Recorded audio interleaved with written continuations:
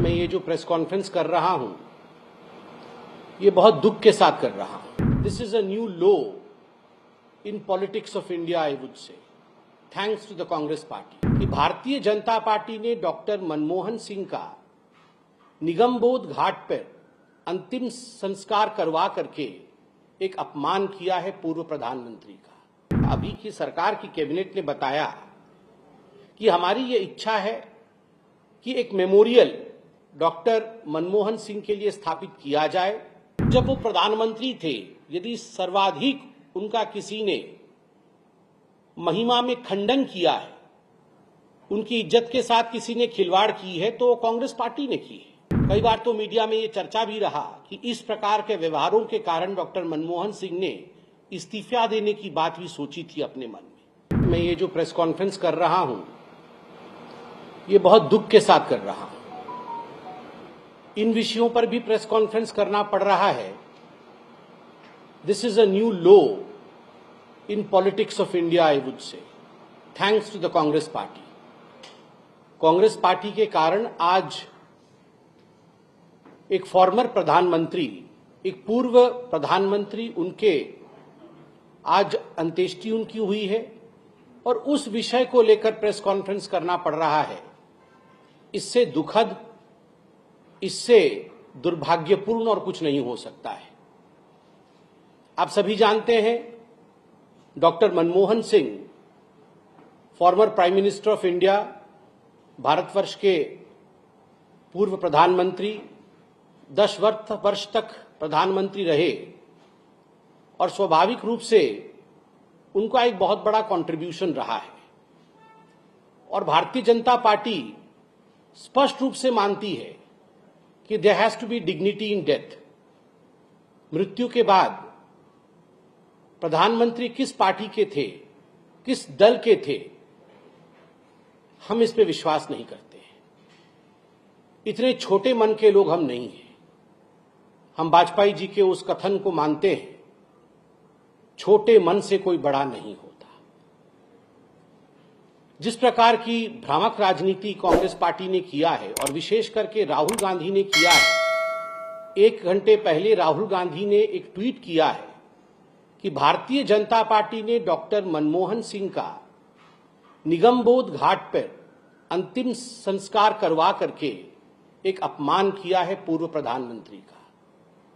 इसके पीछे जो सच्चाई है, उस सच्चाई को भी जानने की आवश्यकता है। जब आदरणीय प्रधानमंत्री, पूर्व प्रधानमंत्री डॉक्टर मनमोहन सिंह एम्स में उन्होंने अंतिम सांस ली और मेडिकल बुलेटिन जारी हुआ, उसके पश्चात कैबिनेट मीटिंग की बैठक बुलाई गई। आप सभी ने देखा कि कैबिनेट मीटिंग की बैठक में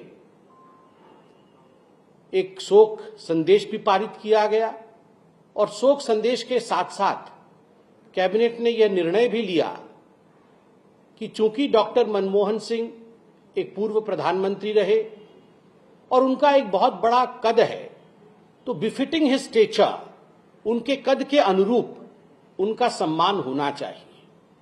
इसलिए उनके अंतिम संस्कार और उनके मेमोरियल, इन विषयों को ध्यान में रखते हुए एक चिट्ठी कैबिनेट ने कांग्रेस पार्टी को भी और डॉक्टर सिंह के परिवार को भी लिखा। बड़े स्पष्ट रूप में इस चिट्ठी में भारत के कैबिनेट ने बताया, अभी की सरकार की कैबिनेट ने बताया कि हमारी ये इच्छा है कि एक मेमोरियल डॉक्टर मनमोहन सिंह के लिए स्थापित किया जाए और देश, दुनिया, हम सब उनको याद रखें उनके पॉजिटिव कंट्रीब्यूशन के लिए। इसलिए हम एक मेमोरियल चाहते हैं। स्वाभाविक है, एक मेमोरियल बनाने का एक प्रोसीजर भी होता है, एक तरीका भी होता है। लैंड एक्वायर करना पड़ता है, एक ट्रस्ट बनाना पड़ता है। जब तक कि हम ये प्रोसीजर कर रहे हैं, तब तक संस्कार का काम, क्रीमेशन इत्यादि, क्योंकि यह इंतजार नहीं कर सकती है। You proceed with the same, आप वो आगे लेकर चलिए और हम मेमोरियल बनाने का काम आगे बढ़ाते हैं। और ये सीधा संवाद था जो हमारी सरकार ने कांग्रेस पार्टी को भी लिखित में दिया और हमारी पार्टी ने आदरणीय डॉक्टर सिंह के परिवार को भी यह जताया, मगर उसके बाद कांग्रेस पार्टी ने जिस प्रकार की राजनीति की है, मुझे लगता है आज के दिन शोक के समय इस प्रकार की राजनीति नहीं करनी चाहिए।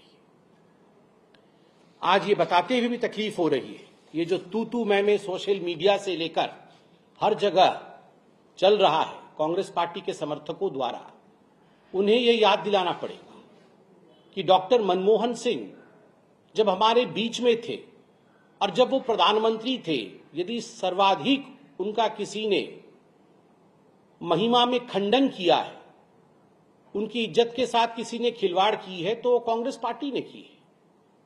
और ये हकीकत है, हम सब जानते हैं, राहुल गांधी जी ने मनमोहन सिंह के अगुवाई में जो कैबिनेट थी, उस कैबिनेट की बैठक के कागज को जिस आक्रोश के साथ, जिस अहंकार के साथ, जिस ईगो के साथ बीच में दरबार में, जनता की दरबार में लाके फाड़ा था कि देखो मैं तो नहीं मानता डॉक्टर मनमोहन सिंह को, हम तो नहीं मानते, गांधी परिवार नहीं मानता डॉक्टर मनमोहन सिंह को, मैं ही, आई एम द बॉस, यह पूरे हिंदुस्तान ने देखा था।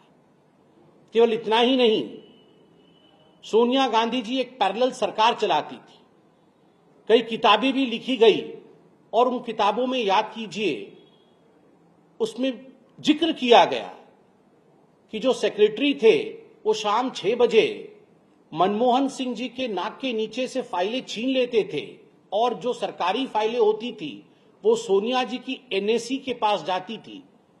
उन्होंने जो एक बॉडी, अनकॉन्स्टिट्यूशनल बॉडी बनाई हुई थी जो कैबिनेट को सुपरसीड करता था, उस बॉडी के पास जाती थी और वो एनएसी निर्णय लेता था कि आखिर देश कैसे चलेगा।